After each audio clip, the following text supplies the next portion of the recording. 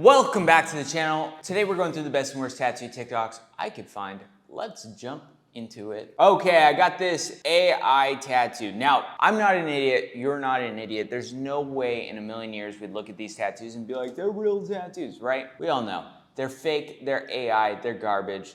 But what's interesting to me is as a tattooer, I've already seen people bring in AI tattoos and be like, I want it exactly like this.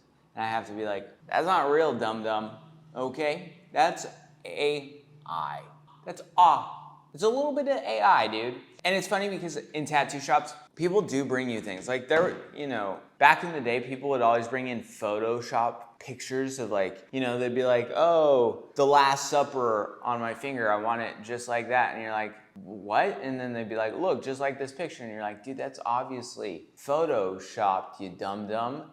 And then they're like, nope, that's a real tattoo. And you have to be like, dude, that's the Last Supper. There's like 13 of those jabronis on your finger. That's not happening, not in a trillion years. And they'd be like, well, someone else did it. And you're like, dude, shut up. It's not real. And now, as we start to get into this AI phase, it's gonna get so much worse. People are gonna bring you stuff that is just like not tattooable. And we're gonna have to sit around and think, wow, these people are dumber than I ever imagined. But it's part of tattooing. Yeah, this AI stuff, I go back and forth. Like sometimes I'm like, ooh, I really hate the idea of someone using AI. And sometimes I'm like, use a little bit of AI, okay? You know, like I called out someone recently where he like AI'd a couple rocks in a forest scene, and like I'm still in shock that you need to AI that rather than just like trace anything or draw something like that, but whatever. But in my head I'm like, it's probably better that they used AI, you know, like it's better that it exists to help those crappy tattoos, because like the end result is gonna be better tattoos, I think. I don't know. AI's crap. Yeah, that's it.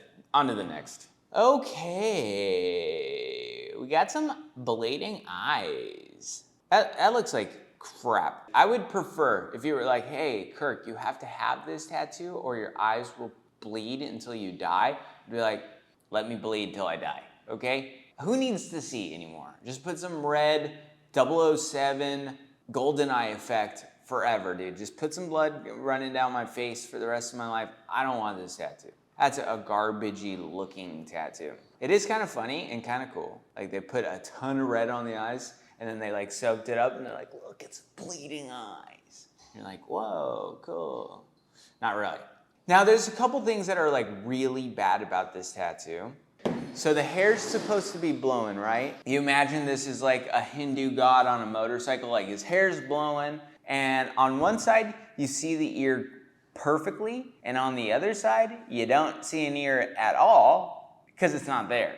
And you go, ooh, what is happening there? That is a bad look. Not to mention just how crappy the hair looks. It's just bad. It's a bad tattoo. On to the next. So it says, me thinking about that butterfly tattoo I did 4 years ago. That's a bad looking 4. I looked up this guy's tattoos, sickly tatted. Yeah, his tattoos got a lot better after 4 years. Yeah, this was one of those tattoos I was like, ooh, that looks bad. But it's not that, I mean, it looks like crap. But obviously this tattooer understands that it looks like crap. What this made me think of was dude, you'll be sitting there every once in a while, you're like thinking about life as being a tat god. You're like, ooh, I'm so cool. I go to a tat shop every day and I do sick tats and people pay me. And then every once in a while you go, oh my God, that mistake I made 4 years ago, dude, I hope I never have to see that again. And like, this is that mistake. There's some parts in these tattoos that I'm like, whoo, I don't know what you were thinking, dude. But, you know, I like when a tatter can be like, I sucked. I used to suck. Because we all used to suck. Good for him. I think he's a much better tattooer. Let me double check though.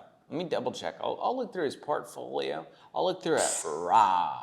Sickly tatted. I hate that name though. What's his name? Shamail Calendar. Oh yeah, much better tattoo.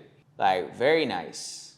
Very, very nice. Yeah, like significantly nicer of tattooer. I mean, obvious. Like he couldn't get much worse. His tattoos are actually genuinely pretty nice. Good for him. On to the next. This has not been easy to make. It's pretty self-revealing, and that makes me pretty uncomfortable, but I'm gonna say what I've got to say anyways. So lately I've been thinking about what actually matters to me beyond work and tattooing. And so here it is. I'm fortunate enough that I have a purpose-driven career, and I am really grateful for that. But being an artist is also extremely isolating.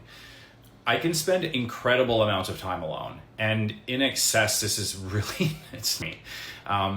Because of this, it can be really hard for me. Balance in tattooing.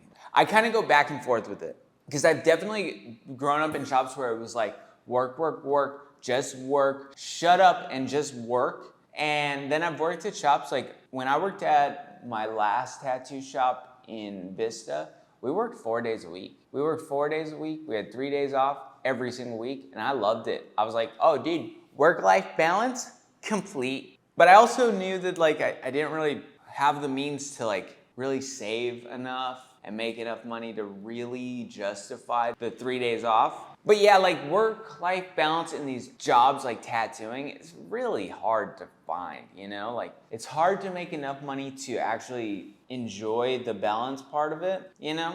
Like realistically, at least that's how I felt when I was tattooing. Like I had a very chill, normal life, but I was like, dude, if I ever want things, I was never gonna buy a house, right? Like living in California. And like, not that most people will, realistically, not without mommy and daddy's help or without like something along those lines. But I was just like, I want more. I want more. Maybe I need a little less balance and a little bit more work. But it's a hard thing to find. Let's keep going with what he's saying. Find balance. And even when everything looks good and on the outside it seems like everything's okay and everything's lined up, it doesn't always translate to a sense of fulfillment for me. And some days I can struggle to just feel okay, not even good, just feeling even okay can be really hard.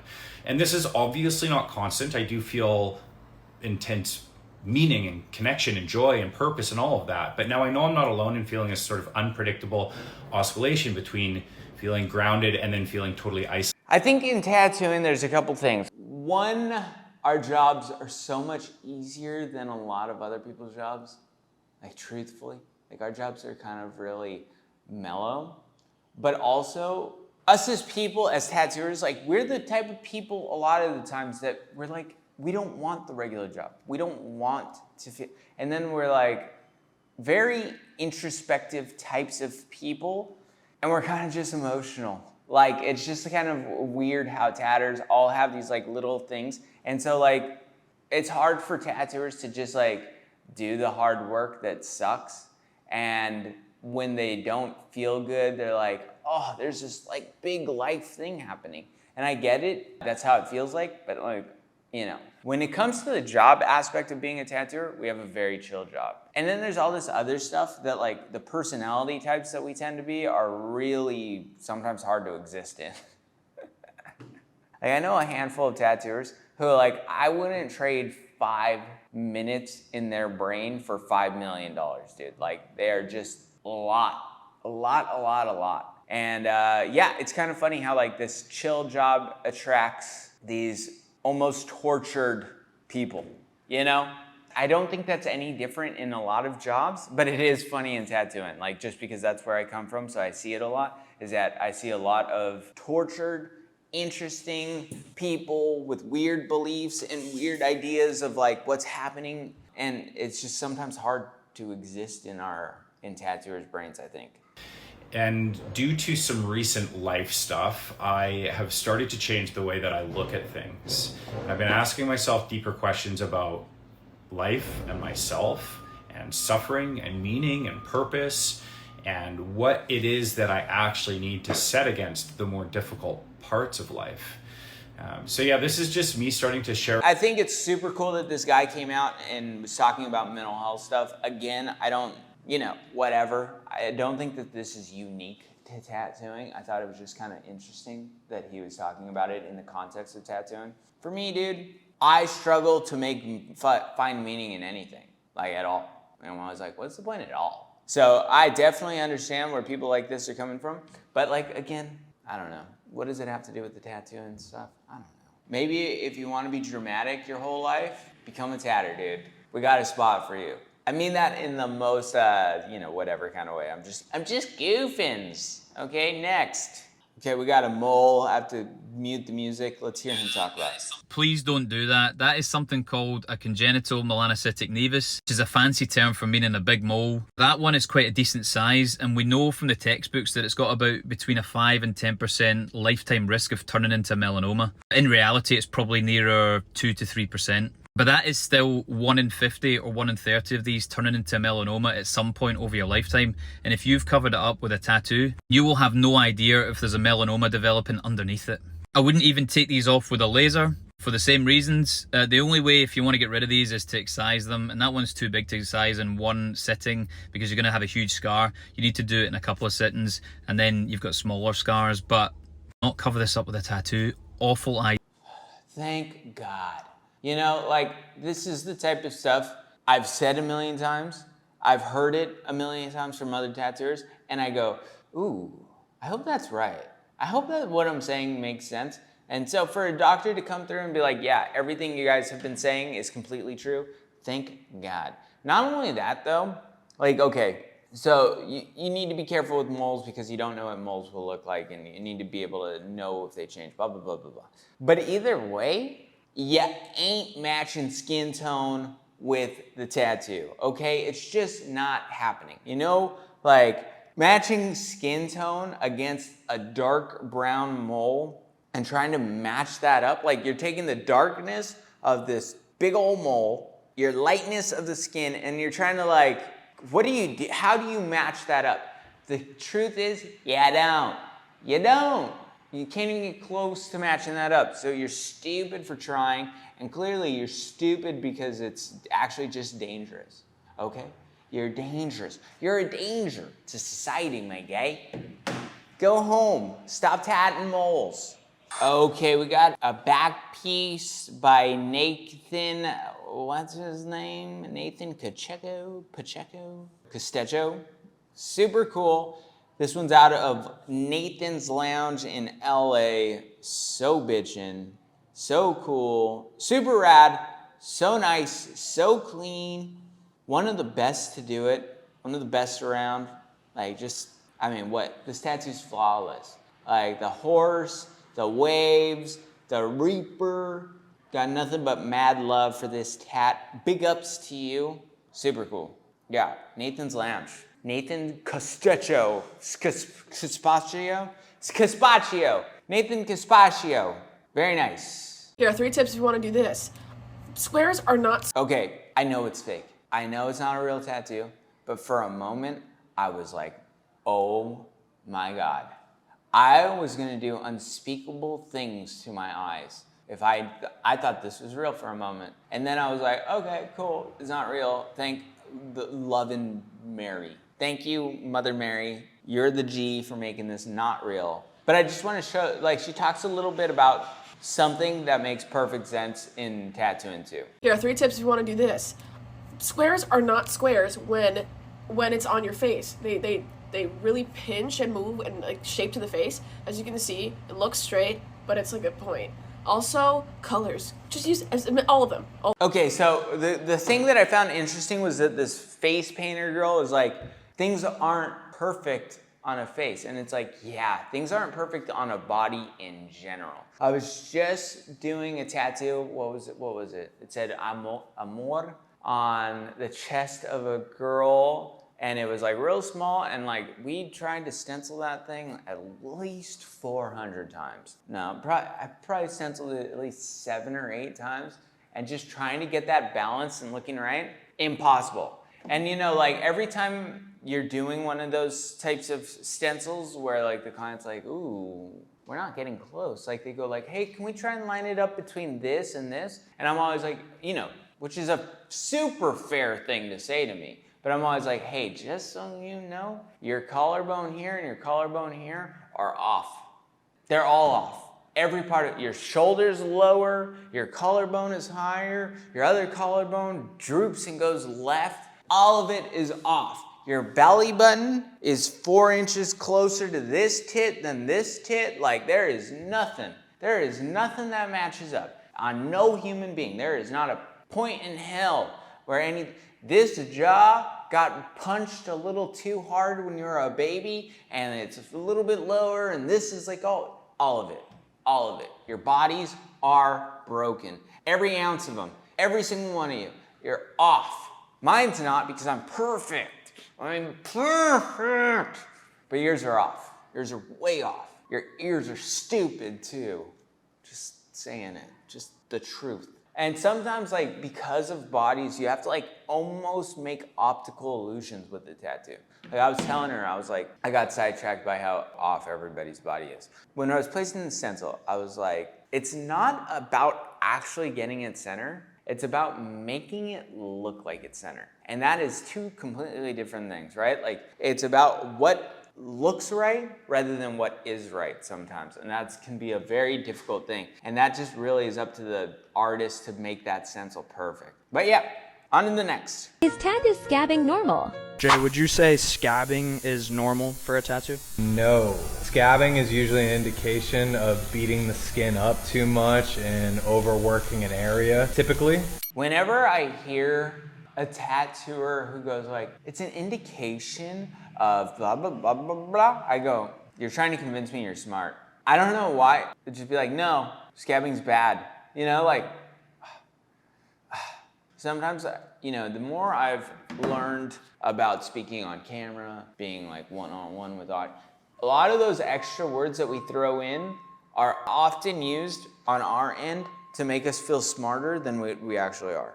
You know, not only am I a tatter now, I am a commentator. And I've learned a lot about myself through commentating. And so when I hear people say words like indicating, I'm like, you're not a doctor, dude. Where terms like that are actually important, I would imagine.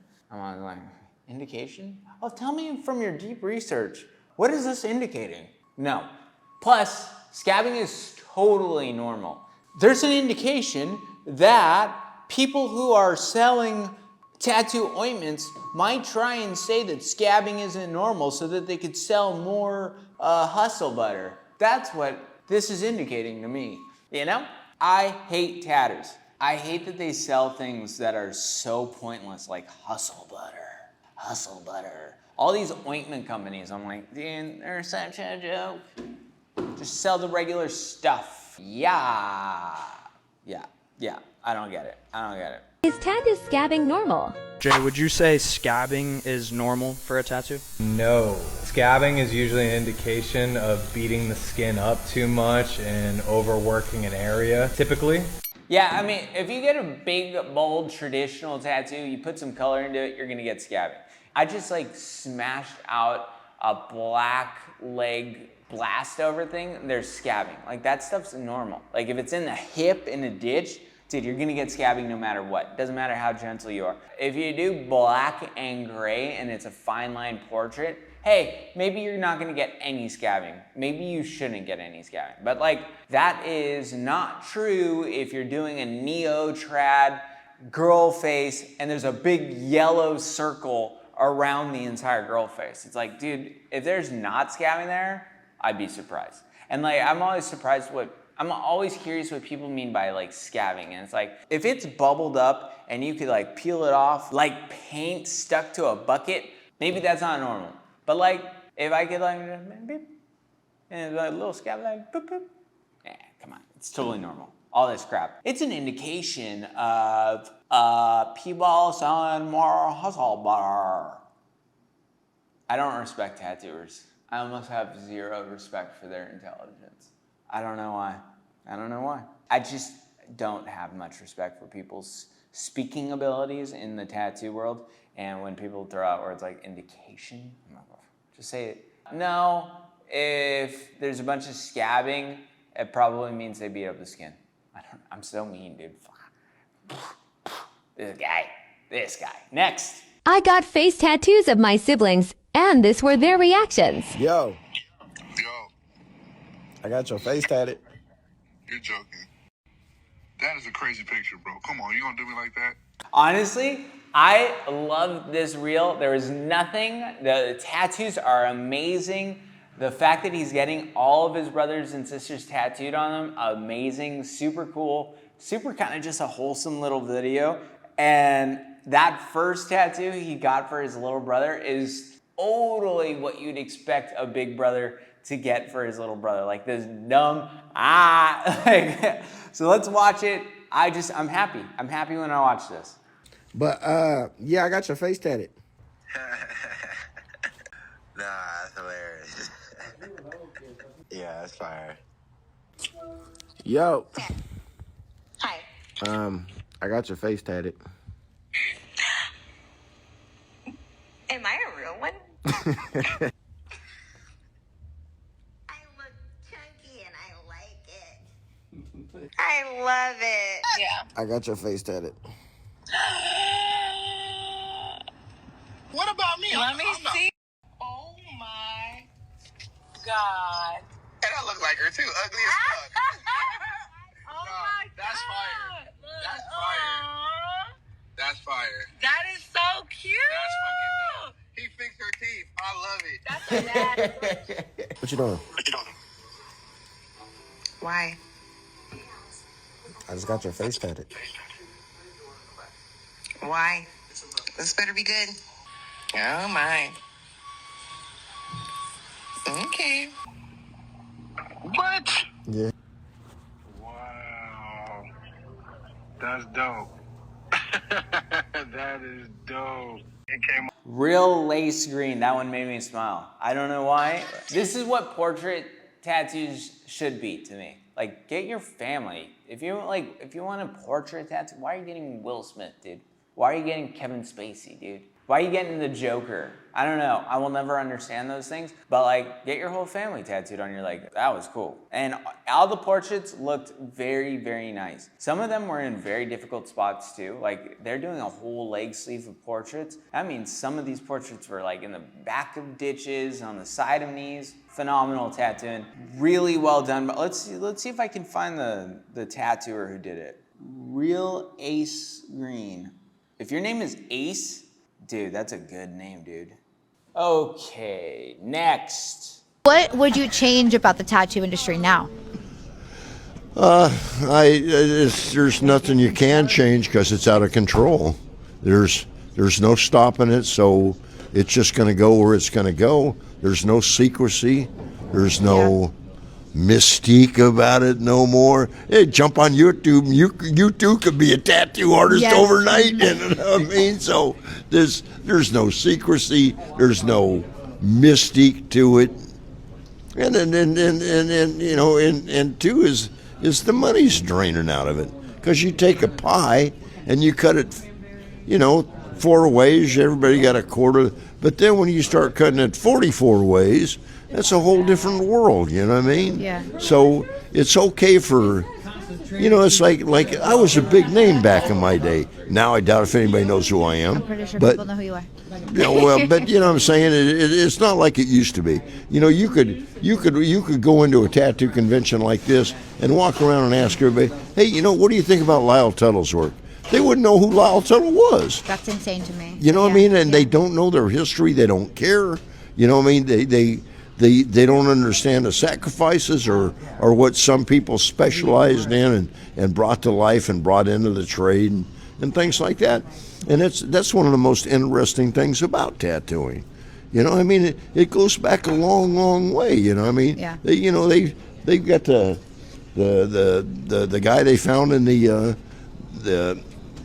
you know, it's one of some of the mountains up there, the Iceman, right? Or you know, he's 6,000 years old and he's tattooed. You know, and you know, I always wonder, like, what do you have to give his tattoo artist? You know what I mean? Yeah. And, yeah. You know, it was a tattoo artist back in the day. But you know, I mean, like there is, you know, like you got some of your South Pacific tribes and Indonesia and stuff like that, to where your tattoo man, he's like they bring him gifts.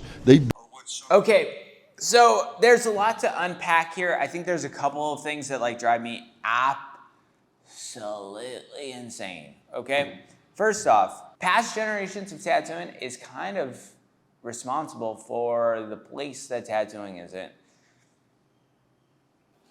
You know what I'm saying? Like, there are a lot of things that could have been done better in tattooing that were neglected. And that's just the reality of it. I don't know why that seems so hard for, I mean, that's just the truth. Like, if you do not like where tattooing is and you're an old head, maybe you didn't do enough for tattooing.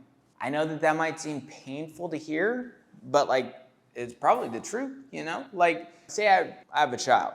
He's a baby boy, and he grows up to be a little dick. Maybe I'm responsible for that in some way, you know? And I feel like a lot of older tattooers, they love to complain about tattooing, but it's like, hey dude, when it was your time to like rise up and really take control of like the direction of tattooing, you guys let us down. I know that that's not what anybody wants to hear. Everyone wants to just be like, it's just these things that happened. But it's like, maybe that's not the case. Maybe the case is that like the people who should have been caring for it cared for themselves more. And I know a lot of dudes in the older generation, like I've tattooed with guys 45 to 70, I've tattooed a handful of them.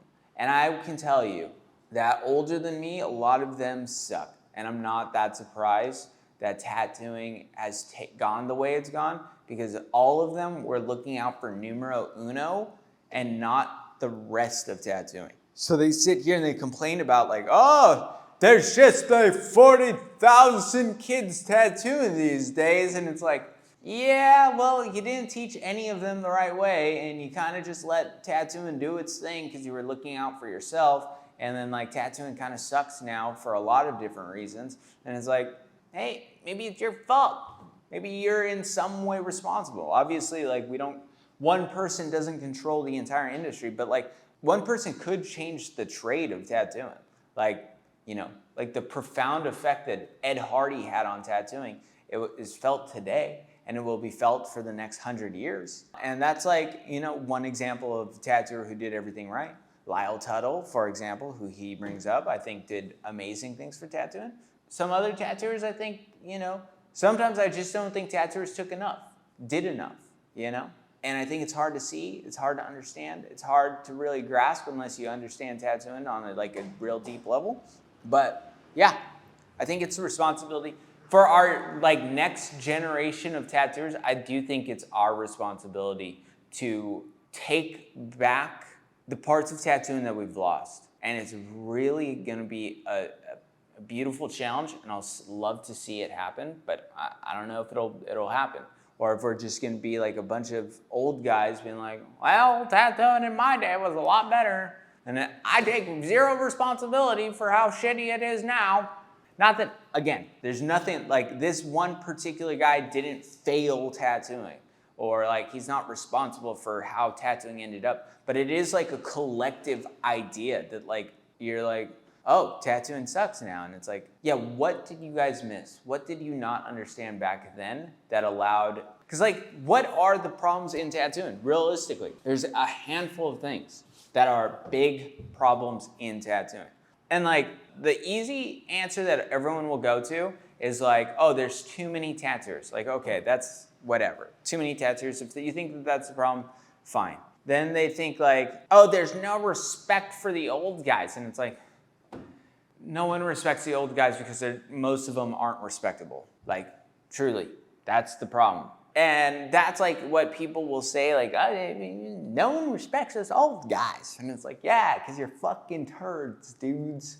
Like, I've seen you guys, I've known you guys. A lot of you I wouldn't want near my niece or my mother, okay? So like, that's what they always go to. For me, there's a handful of problems in tattooing. This is very simple to me. Outside sources getting involved in tattooing. That will be number one issue that I think is something that we could actually fix. But a lot of people don't even understand how that impacts tattooing on a daily basis. All the biggest supply companies in America are owned by corporations and conglomerates and these companies that we don't even know who they are. We don't know that they exist. They're just these people. They're like running the tattoo industry from their ivory towers, dude. We don't know who they are. That's a huge problem in tattooing. They've influenced every inch of tattooing. We don't even know their names. And most tattooers don't even understand how that impacts tattooing. And it's like, dude, this guy's complaining about tattooers making like, oh, if you cut a pie 40,000 ways, because there's so many more tattooers, everybody's gonna make less money. And it's like, yeah, dude, but you know who makes the most money in tattooing? It's these faceless goons who live on Wall Street, okay? You don't know their names, you don't know who exists. Like, I don't care about some scratcher kid tattooing out of his basement who makes $200 every week as much as I care about some goon who wears a suit, who doesn't know the difference between an autoclave and a stencil machine, and he's taking hundreds of millions of thousands of however much money every single year out of tattooing. At least the kid, the dumb kid out of his house tattooing scratcher style, at least he knows what a machine looks like and how to put it together. These other people, like because once they make all that money, they keep trying to make that money, okay? So they keep their dirty little hands in tattooing and they buy up all these little companies, and every single thing you buy as a tattooer goes back to these corporations that you don't know anything about and you don't care about. Like the amount of tattooers who are old who have complained about scratchers and haven't complained about these conglomerates stealing up every ounce of the tattoo industry, the actual part of the industry, blows my mind, old man. Come on. Open your eyes. You guys sold tattooing. You guys gave it away, and no part of you can even understand that you guys did it. You know, like how many different tattoo companies have sold out? All of them. A lot. A lot of the needles, a lot of the supply companies, a lot of the machine companies, they're probably gone. They're not a small company. They're not tattooer owned. They are owned by a big guy in a big greedy chair surrounded by his gold. Dude, yeah. That's one of the bigger problems in tattooing. What's another big problem in tattooing? Well, it kind of goes hand in hand. It's about control. Like tattooing is controlled by a couple different places. The big companies that make all the money from tattooing, like they have a huge amount of control. You know, like they control your ink masters. In a lot of ways, they supply them. They get their grimy little hands in them. Now, like on a larger scale that I think is a harder problem to solve is like algorithms and how algorithms force tattoos to the forefront that probably don't belong there. Like tattoos that just neglect all the fundamentals of what a good tattoo is go high on the algorithm because people want to see them and they don't realize that it's a bad tattoo. So that's like a bigger fundamental issue that in tattooing is happening all the time, you know, like that's why fine line micro realism crap got so popular, and it's because like, hey, algorithms push it to the forefront because that's what some random girl from Utah wants to see, but she doesn't understand that that's like not a good tattoo. How do you fix that? I think you just have more tattooers communicating what a good tattoo is versus a bad tattoo. The whole reason we built this channel. Control in the tattoo business is really where it's at. To me, a lot of the older generation screwed up. But they love to blame it on scratchers. And hey, scratchers suck, but it's not their fault, dude. You guys dropped the ball. Next. You won't hear this from another artist, but that gray wash is unpredictable. You don't know if that he'll light, he'll dark, he'll in a boat with a coat, in a moat with a goat. Bro, that's completely unpredictable, bro. I personally do a drop system. 16 dark, 8 medium, 4 light, 2 extra light. And I feel the rest up with witch hazel. Y'all gone ahead and run with that. When I pour all of my colors, I put 4 drops of witch hazel in every color, every single time. Witch hazel is a staple in how I tattoo. Okay, so in case you're a tattooer and you're like thinking about his drop system, don't think about his drop system. Trust me. His drop system is not your drop system, which is not gonna be my drop system, which is not anybody's drop system. Okay, he addresses it. Gray wash is unpredictable sometimes. I've always felt that way. I struggle with gray wash systems, ideas. I always have struggled with it. It's okay. I get better at it all the time, blah, blah, blah. If you don't know what a gray wash system and you're just a client, this is like how we set up for black and gray every single time. Because there's not like, when it comes to color, we use black, and then the colors. But with black and gray, it's like, hey, you use black, then you need to lighten up all your blacks to get into a system so that you could keep falling into that every time you tattoo somebody. So for me, I usually use black 4 and 7-ish, or occasionally it'll be a 3 and 6. It just really depends on who I'm tattooing and how I'm tattooing them. I hate black and gray for that reason, because I'm always like, dude, what did I use last time? Oh, that one looked good. Yeah. Black and gray to me is always going to be the more difficult subject matter. I do it a lot, especially in traditional tattooing, and I've gotten that system down pretty good. But like, if I have to throw in some more mediums, I'm like, don't make me. Please, God, don't make me. But yeah, either way, gray washes can be super unpredictable, and I'm glad someone said it. Next. So let's watch this real fast. My wife says all I care about is tattooing, and I don't pay enough attention to her and the kids. That is the cutest thing I ever saw. Yeah, dude. You know, tattooing's a hard job. Tattooing's a job. We get obsessed with it. Yeah, that's it. That's my boys in body graphic tattoo. He actually makes me laugh. Sometimes I'm like, damn, dude, he says stuff that's gnarly. I like it. I don't care. But yeah, that made me laugh. Good for him. This also makes me laugh, but only to stop me from crying. What is this garbage, dude? I've already talked about that chest piece hair thing, and when I didn't know that they did more of this garbage. Now I see it and I hate it. Hate it. And if anybody likes this look, I hate you too. I have just become a bigot in this moment. I'm a tat bigot. Tibbit. A tat it. A tag it. I'm a tag it. It's a tat bigot, dude. A tag it. Kirk tag it. Okay, I'm a tat bigot, dude. You got these tats? Don't come. You're not allowed in. You're not allowed in, okay? I'm a tag it. That's where I'll leave it. I hate these tattoos. If you don't hate these tattoos, I hate you. Just kidding. I'll see you later.